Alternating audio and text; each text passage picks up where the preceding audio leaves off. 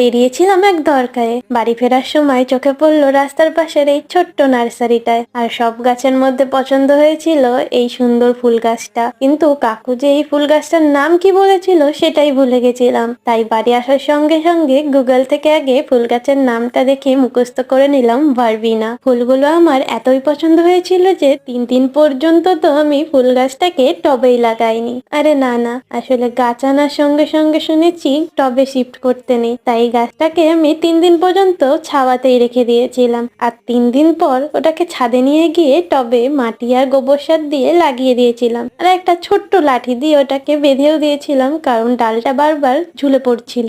আর mister Arif, কুশল, MD Rashidul, miss নূপুর, বর্ণা, সাগরিকা, সহেলি, পূজা, তোমাদের এত ভালোবাসা ও সাপোর্টের জন্য অনেক অনেক ধন্যবাদ। তাহলে আজ চলি, আবার কাল দেখা হবে। টাটা।